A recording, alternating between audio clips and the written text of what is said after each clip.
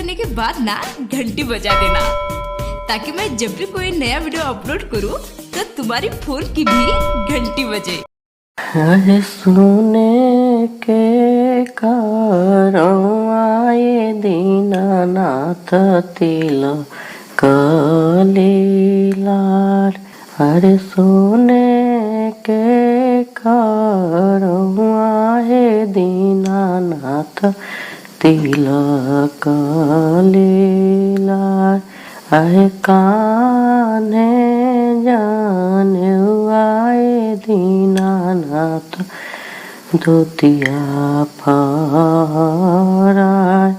अरे कान्हे जाने आए दीनानाथ धोतिया फहराए। अरे सब करे अर्घ्याए दीनानाथ लिहानी उठाए। अरे सब करे डलियाए दीनानाथ लिहानी उठाए। अरे पाँचिन के डलियाए दीनानाथ रे तावास। अहे बाजिन के डलियाए दीनानाथ रे तावास। अहे सासू मारे ताना है दीनानाथ ननदिया दियली गारी। अरे सासू मारे ताना है दीनानाथ ननदिया दियली गारी। अरे अन करे जने मलकी गोतिनिया बहिनिया कही पुकारे। अरे आना करे जन मलकी गोतिनिया बहिनिया कही पुकारे। अहली पत पोत तय दीनानाथ हाथावा पीराय। अहली पत पोत तय दीनानाथ हाथा वाहो पीराय। चुप होख बाजिन तिवाही आया चरवा पूछलो।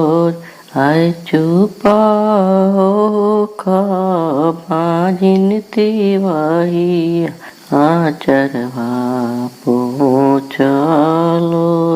अहे तोहारा के देव होती वही गणेश ऐसने पुत।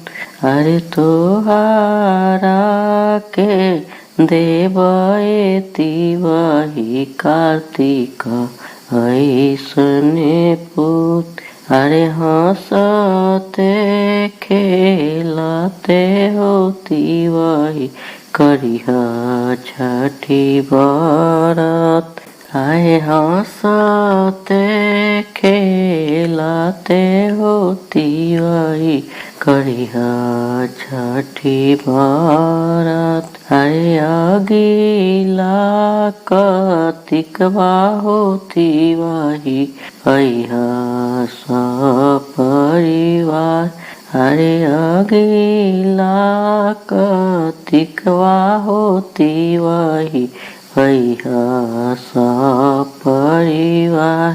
आए सोने के खरौआए दीनानाथ तिलक लीलार। आए सोने के खरौआए दीनानाथ तिलक लीलार।